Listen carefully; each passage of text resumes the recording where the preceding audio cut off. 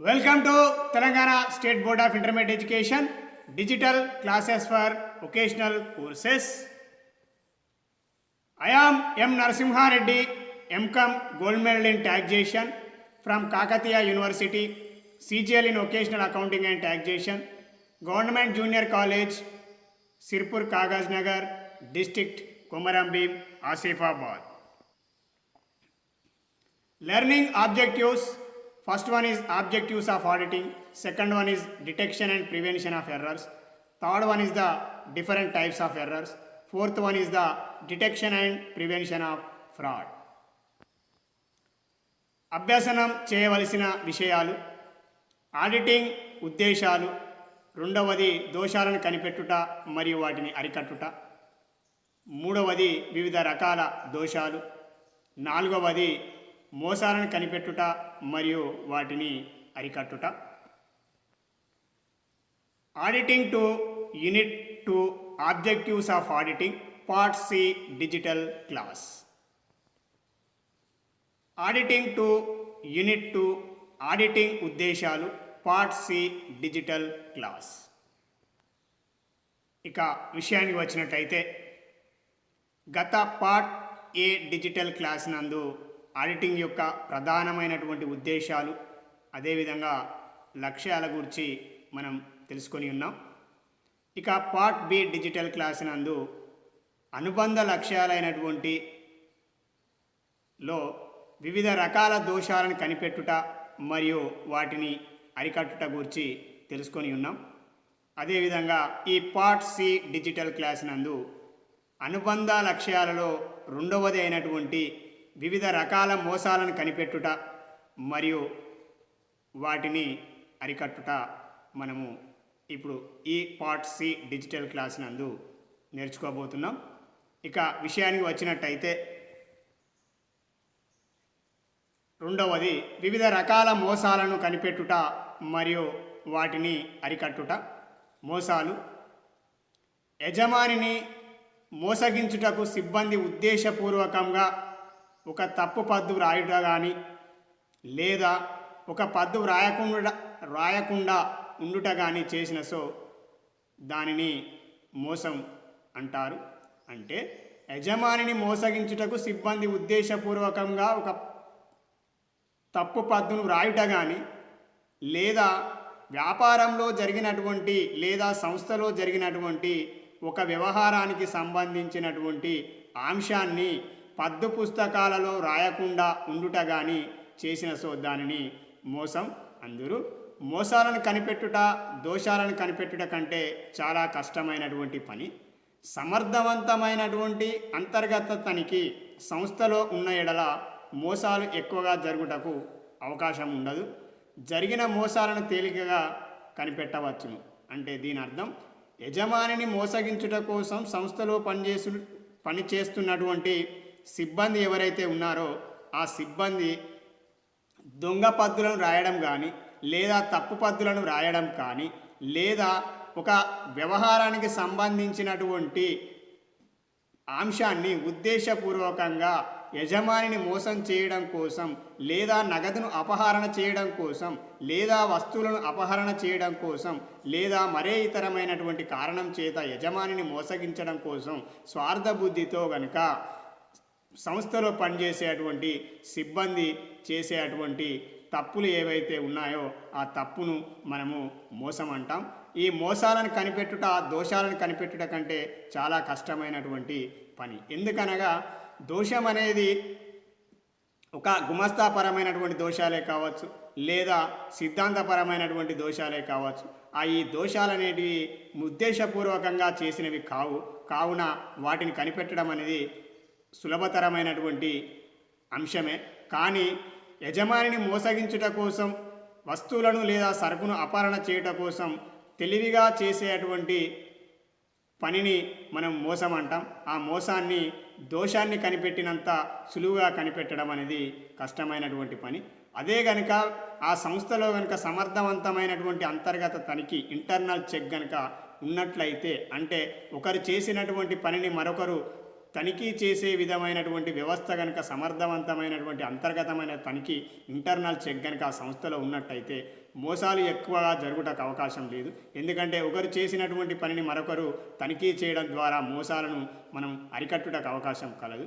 అదేవిధంగా మోసాలను తేలికగా కూడా మనము అంతర్గతమైనటువంటి తనిఖీ ఇంటర్నల్ చెక్ కనుక సంస్థలో పటిష్టంగా ఉన్నట్టయితే మనము మోసాలను తేలికగా కనిపెట్టుటకు అవకాశం కలదు. ఇక అనుబంధ లక్ష్యాలలో రెండవది వివిధ రకాల మోసాలను కనిపెట్టుట మరియు వాటిని అరికట్టుట విషయంలో. మోసాలు చాలా రకాలుగా జరిగినప్పటికీ ఖాతాలకు అకౌంట్స్కు సంబంధించిన మోసాల గురించి ముఖ్యంగా పరిశీలించవలసి ఉంటుంది. ఖాతాలలో జరిగే మోసాలను 3 రకాలుగా విభజించవచ్చును. అవి ఒకటి నగదు అపహరణ, రెండవది వస్తువుల అపహరణ, మూడవది వ్యాపారాది ఖాతా పుస్తకాలలో దొంగ లెక్కలు వ్రాయుట. అంటే అనుబంధ లక్ష్యాలలో వివిధ రకాల మోసాలను కనిపెట్టుట మరియు వాటిని అరికట్టుట విషయంలో మోసాలు అనేక రకాలుగా జరిగినప్పటికీ ఖాతాలకు సంబంధించినటువంటి మోసాలు ఏవైతే ఉన్నాయో ఆ మోసాలను 3 రకాలుగా వర్గీకరించడం అనేది జరిగింది. అంటే సంస్థ నుంచి నగదును అపహరణ చేయుటకు అవకాశం కలదు, అదేవిధంగా వస్తువులను కూడా అపహరణ చేయుటకు అవకాశం కలదు, అదేవిధంగా దొంగ లెక్కలు రాయటకు కూడా అవకాశం కలదు. కావున ఒక్కొక్క అంశాన్ని గురించి కూడా మనము నేర్చుకున్నట్లయితే here secondary objectives of auditing or additional objectives of auditing or subsidiary objectives of auditing can be divided into the mainly 2 categories. First one is the detection and prevention of errors, and second one is the detection and prevention of fraud. Here secondary or additional objectives of auditing, the secondary or subsidiary objectives of auditing which is incidental to the main objectives. That is the first one is the detection and prevention of errors. Second one is the detection and prevention of fraud. Here now we are going to discuss about detection and prevention of frauds. Fraud means false representation of entry made intentionally or without belief in its truth with a view to defraud somebody. Detection of fraud is considered to be of the important duties of an auditor. As a matter of fact, originally audit was conducted mainly with the view to detect fraud whenever it was suspected. The system of internal check aims at the prevention of the fraud. If the auditor finds that the internal check system is defective and will not prevent the commission of frauds, he should suggest a better internal system. Fraud, here detection and prevention of fraud. Fraud is intentional and is knowingly committed to defraud the proprietors of the concern. This is done deliberately, which means that there is an intent to deceive, to mislead, or to occasional the truth of the material facts.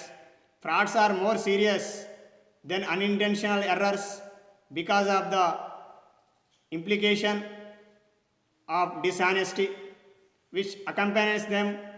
They are more difficult to detect than innocent errors. Thus, detection and prevention of frauds is of the great importance and constitutes an important duty of an auditor. Frauds may be divided into the 3 categories. Fraud means the willful misappropriation of an entry made intentionally to deceive others. From early times, detection of fraud is one of the important objects of audit. Auditors are generally employed to audit accounts whenever fraud is suspected, but it is more difficult to detect fraud than detecting an error. In a modern times, A system of an internal check is introduced to prevent frauds. Detection and prevention of frauds. The following are the chief ways in which fraud may be of three types. Fraud may be generally committed in the following ways. First one is the embezzlement of cash or misappropriation of cash. Second one is the misappropriation of goods. Third one is the fraudulent manipulation of accounts. ఇక మొదటి అంశం నగదు అపహరణ. 3 మోసాలలో ఒకటవది నగదు అపహరణ. వ్యాపార సంస్థల్లో నగదు అపహరణ సర్వసాధారణం. అనేక విధములుగా నగదును అపహరించుటకు అవకాశం ఉండుటయే దీనికి కారణం. చిన్న చిన్న వ్యాపార సంస్థల్లో యజమానులే వ్యాపార వ్యవహారాలను స్వయంగా చూసుకుంటారు కాబట్టి నగదు అపహరణకు అవకాశం తక్కువ. కానీ పెద్ద పెద్ద వ్యాపార సంస్థల్లో వ్యాపార వ్యవహారాలను నడపడానికి ఎక్కువ మంది సిబ్బంది మీద ఆధారపడవలసి వస్తుంది. అందుచేత నగదు అపహరణ చేయటకు అవకాశం ఎక్కువగా ఉంటుంది. అంటే చిన్న చిన్న వ్యాపార సంస్థలు ఏవైతే ఉన్నాయో చిన్న చిన్న వ్యాపార సంస్థలలో లేదా వ్యాపారంలలో జరిగేటువంటి వ్యాపార వ్యవహారాల సంఖ్య తక్కువగా ఉండడమే కాకుండా అదేవిధంగా వ్యాపార సంస్థల్లో జరిగేటువంటి ప్రతి వ్యాపార వ్యవహారాన్ని కూడా యజమానులే స్వయంగా చూసుకున్నటకు అవకాశం కలదు. కాబట్టి చిన్న చిన్న వ్యాపార సంస్థల్లో మోసాలు నగదు అపహరణ జరగడానికి తక్కువగా అవకాశం ఉంటుంది. కానీ పెద్ద పెద్ద వ్యాపార సంస్థలు ఏవైతే ఉన్నాయో లక్షలలో వేలలో లక్షలలో వ్యాపార వ్యవహారాలు జరిగేటువంటి వ్యాపార సంస్థలలో అన్నీ కూడా యజమానే స్వయంగా పరిశీలించలేడు, అదేవిధంగా చూసుకోలేడు. కాబట్టి ఆ పెద్ద పెద్ద వ్యాపార సంస్థల్లో జరిగేటువంటి వ్యాపార వ్యవహారాలను నమోదు చేయడానికి కానీ లేదా నిర్వహించడానికి కానీ సిబ్బంది మీద ఆధారపడవలసి వస్తుంది. ఆ కారణం చేత ఆధారపడాల్సి వస్తుంది. కాబట్టి నగదు అపహరణ చేయటకు ఎక్కువగా అవకాశం ఉంటుంది. అంటే పెద్ద పెద్ద వ్యాపార సంస్థల్లో ఎక్కువ మొత్తంలో వ్యవహారాల జరుగుట కారణం చేత వ్యవహారాలను యజమానులు స్వయంగా చూసుకొనలేకపోవటం గల కారణం చేత పెద్ద పెద్ద వ్యాపార సంస్థల్లో నగదును అపహరణ చేయటకు ఎక్కువగా అవకాశం కలదు. ఇక ఈ క్రింది పద్ధతుల ద్వారా నగదును అపహరణ జరగవచ్చును. ఒకటవది నగదు వసూళ్లను పుస్తకములలో రాయకుండా సొమ్మును జేబులో వేసుకోవడం. రెండవది వసూలు చేసిన మొత్తం కన్నా తక్కువ మొత్తాన్ని పుస్తకాలలో రాసి మిగతా సొమ్మును జేబులో వేసుకోవడం. మూడవది ఖర్చులు లేకుండానే ఖర్చు పెట్టినట్లుగా వ్రాసి డబ్బును అపహరించడం. నాలుగవది చెల్లించిన మొత్తం కన్నా ఎక్కువ మొత్తాన్ని పుస్తకాలలో రాసి ఆ ఎక్కువ మొత్తాన్ని జేబులో వేసుకోవడం. ఐదవది అరువు అమ్మకాలను పుస్తకాలలో వ్రాయకుండా ఖాతాదారుల నుండి వచ్చిన నగదును అపహరించడం.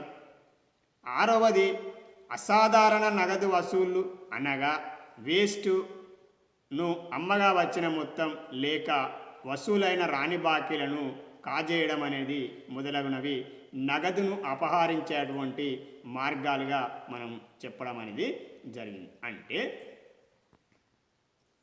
ఒకటవ అంశం వివరణకు వచ్చినట్టయితే నగదు వసూళ్లను పుస్తకంలో రాయకుండా సొమ్మును జేబులో వేసుకోవడం. అంటే ఎవరైనా కస్టమర్లు లేదా ఖాతాదారుల వద్ద నుండి కనుక నగదు వచ్చినట్టయితే వచ్చినటువంటి మొత్తాన్ని పూర్తి మొత్తాన్ని ఖాతా పుస్తకాలలో రాయకుండా అంటే వ్యాపారాది వ్యవహారాలను నమోదు చేయకుండా వచ్చినటువంటి నగదును కాజేయడము లేదా జేబులో వేసుకోవడము లేదా దొంగిలించడానికి కూడా అవకాశం కలదు. కావున నగదు వసూలు పుస్తకంలో వ్రాయకుండా సొమ్మును జేబులో వేసుకోవడం వల్ల ఇటువంటి మోసాన్ని మనము కనిపెట్టుట అనేది చాలా కష్టసాధ్యమైనటువంటి పని.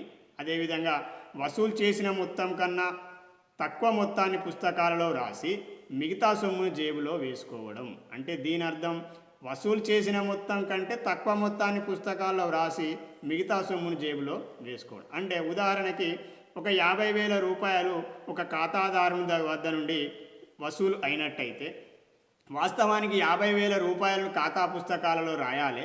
కానీ యజమానిని మోసం చేయటం కోసం సిబ్బంది 30,000 రూపాయలు వచ్చినట్లుగా ఖాతా పుస్తకాలలో వ్రాయడం అనేది జరిగింది. అంటే ఈ 20,000 రూపాయలను అతని జేబులో వేసుకోవడం అనేది జరిగింది. కావున అంటే వసూలు చేసిన మొత్తం కన్నా తక్కువ మొత్తాన్ని పుస్తకాల్లో రాయడం వల్ల కూడా యజమానిని మోసం చేయటకు, అదేవిధంగా నగదును కాజేయటకు అవకాశం కలదు. అదేవిధంగా మూడవది, ఖర్చులు లేకుండానే ఖర్చు పెట్టినట్లుగా వ్రాసి డబ్బును అపహరించడం. వాస్తవానికి ఆ వ్యాపార వ్యవహారంలో ఆ వ్యవహారానికి ఖర్చుకు సంబంధించినటువంటి వ్యవహారమే జరగలేదు. జరగనప్పుడు అట్టి జరగనటువంటి ఖర్చుకు సంబంధించినటువంటి దొంగ రసీదులను, దొంగ పేమెంట్ రసీదులను కనుక సృష్టించి ఆ ఖర్చు పెట్టకుండానే పెట్టినట్టు కనుక వ్యాపార పుస్తకాలలో వ్యవహారాన్ని నమోదు చేయడం వల్ల అట్టి రూపకంగా కూడా ధనాన్ని, డబ్బును అపహరించుటకు అవకాశం కలదు. అదేవిధంగా చెల్లించిన మొత్తం కన్నా ఎక్కువ మొత్తాన్ని పుస్తకాల్లో వ్రాసి ఆ ఎక్కువ మొత్తాన్ని జేబులో వేసుకోవడం. దీని అర్థం, ఉదాహరణకి ఒక వ్యక్తికి 50,000 రూపాయలు ఇవ్వవలసి ఉంది. కానీ అతనికి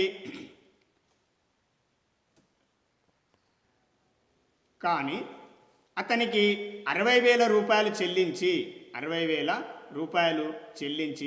ఆ ఎక్కువ మొత్తాన్ని జేబులో వేసుకోవడం. వాస్తవానికి అతనికి చెల్లించవలసినటువంటి మొత్తం 50,000 రూపాయలే. కానీ అతనికి 50,000 రూపాయలు చెల్లించి అతని పేరున అతనికి 60,000 రూపాయలు చెల్లించినట్టుగా ఖాతా పుస్తకాలలో నమోదు చేసి ఆ 10,000 రూపాయలు ఏవైతే ఉన్నాయో ఆ 10,000 రూపాయలు కాజేయడం లేదా అపహరణ చేయడం లేదా జేబులా వేసుకోవడం.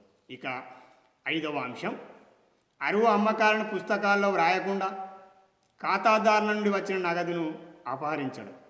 అంటే వ్యాపారంలో జరిగినటువంటి వ్యాపారంలో అరువు అమ్మకాలు ఏవైతే జరిగాయో ఆ అరువు అమ్మకాలను వ్యాపార పుస్తకాలలో నమోదు చేయకుండా ఆ ఖాతాదారులతో ప్రత్యక్షమైనటువంటి సంబంధాలను పెట్టుకొని ఈ వ్యాపారంలో జరిగిన వ్యవహారాన్ని వ్యాపార ఖాతా పుస్తకాల్లో రాయకుండా అతని వద్ద నుండి కనుక నగదును స్వీకరించినట్టయితే దీనిని కూడా నగదు అపహరణ చేయటకు అవకాశం కలదు. అరువు అమ్మకాలను పుస్తకాల్లో వ్రాయకుండా నేరుగా ఖాతాదారుల వద్దకు వెళ్ళి వారి దగ్గర నుండి నగదును స్వీకరించుట, జేబులో వేసుకొనుట కూడా నగదు అపహరణకు ఒక ఉదాహరణగా చెప్పవచ్చు. అదేవిధంగా 6వ అంశం, అసాధారణ నగదు వసూళ్లు అనగా వేస్ట్ అంటే స్క్రాప్ ఏదైతే ఉందో ఆ స్క్రాప్ను అమ్మగా వచ్చినటువంటి మొత్తం ఏదైతే ఉందో ఆ మొత్తాన్ని కూడా మనము వ్యాపారాది ఖాతా పుస్తకాలలో రాయకుండా కాజేయడానికి అవకాశం కలదు. అదేవిధంగా వసూలైన రాని బాకీలు కాజేయడం మొదలైన, అంటే గత కాలంలో రావు అని అనుకున్నటువంటి బాకీలు ఏవైతే ఉన్నాయో వాటిని పూర్తిగా రానప్పుడు రాని బాకీలు అంటాం. ఆ రాని బాకీలు ఏవైతే ఉన్నాయో ఒకవేళ ఖాతాదారుడు చెల్లించినట్టయితే రాని బాకీలు అనుకున్న వాటిని కనుక ఆ ఖాతాదారుడు చెల్లించినట్టయితే ఆ చెల్లించినటువంటి మొత్తాలను మనం వ్యాపారాది ఖాతా పుస్తకాల్లో నమోదు చేయకుండా ఆ వ్యవహారాన్ని ఖాతా పుస్తకాల్లో నమోదు చేయకుండా అట్టి మొత్తాన్ని, అట్టి నగదును కూడా అపహరణ చేయడానికి, కాజేయడానికి, జేబులో వేసుకోవడానికి మొదలగు అవకాశాలు కలవు. Embezzlement of cash or misappropriation of cash, detection and prevention of frauds. First point, embezzlement of cash or misappropriation of cash. There is a greater possibility of defalcation of money in a big business house than in the case of a small proprietary businesses, where the proprietor has a direct control over the receipt and payments of cash.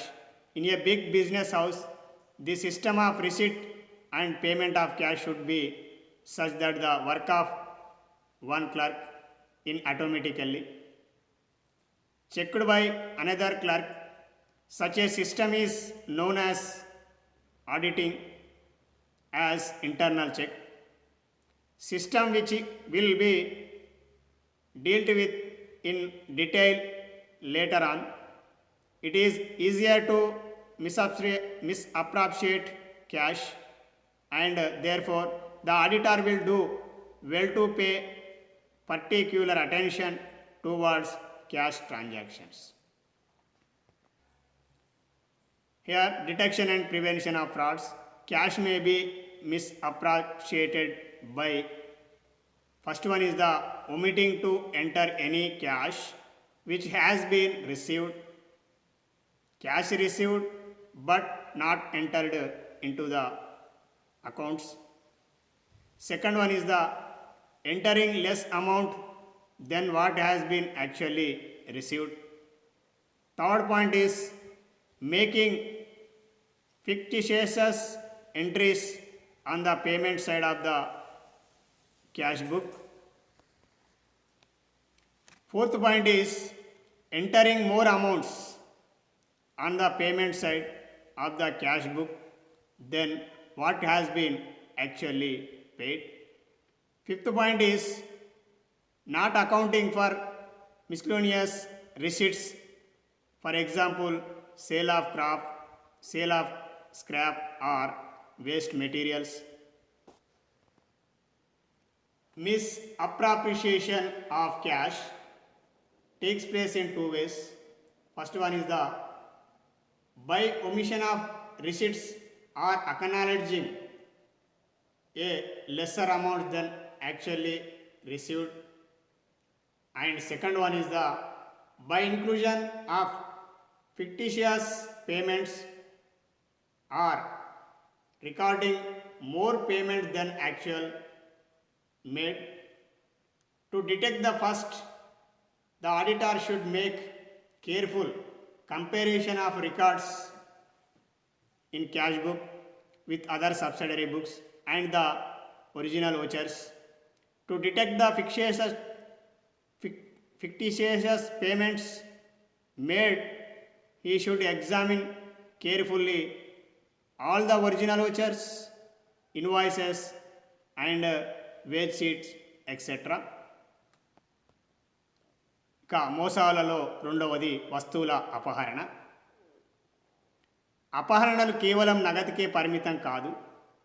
Auditor stock రిజిస్టర్లను, కొనుగోలు ఖాతా, అమ్మకాల ఖాతా మున్నగు వాటిని జాగ్రత్తగా తనిఖీ చేయవలెను.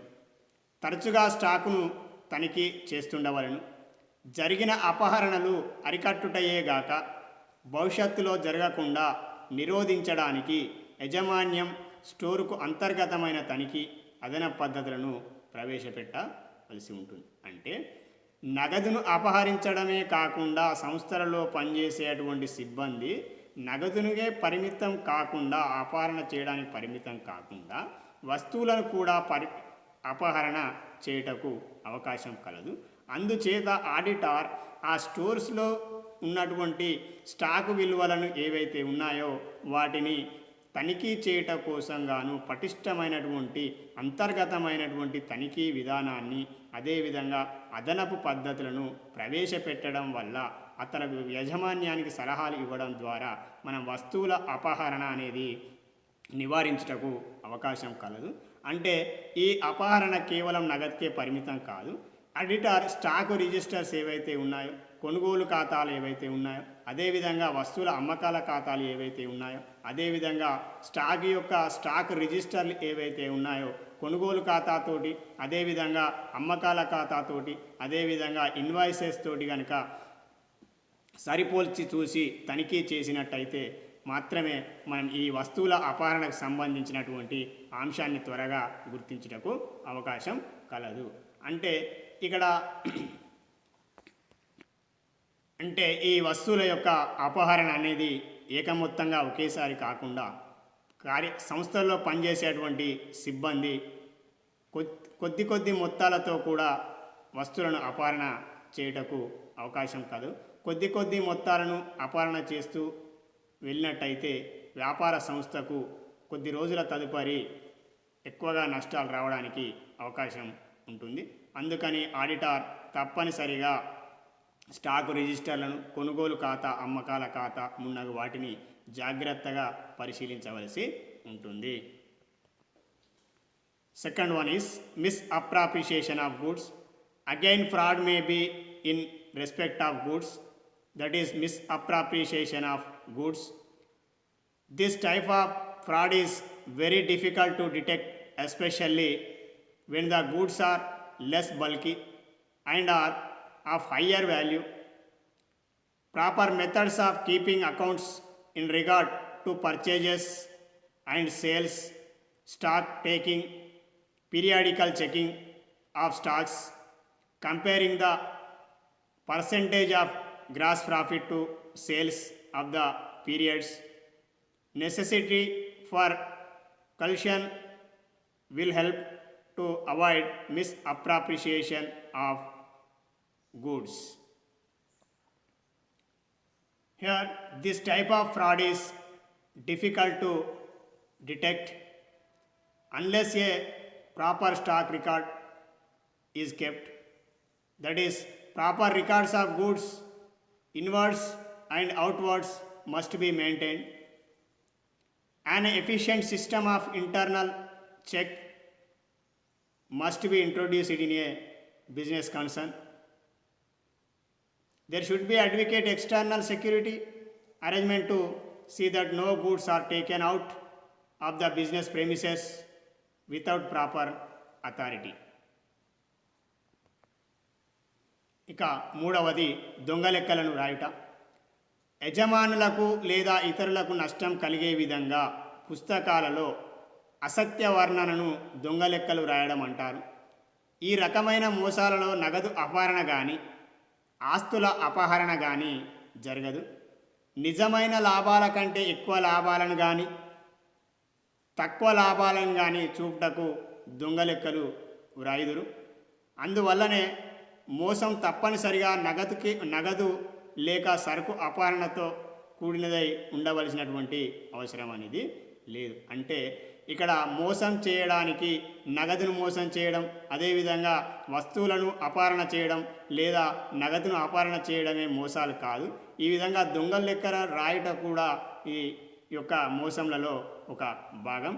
ఈ యజమానులు లేదా ఇతరులకు నష్టం కలిగించే విధంగా పుస్తకాల్లో అసత్య వర్ణనను దొంగ లెక్కలను రాయడం అని అంటారు. అంటే ఇందులో నగదు అపహరణ కానీ లేదా ఇందులో వస్తువుల అపహరణ అనేది భాగం కాదు.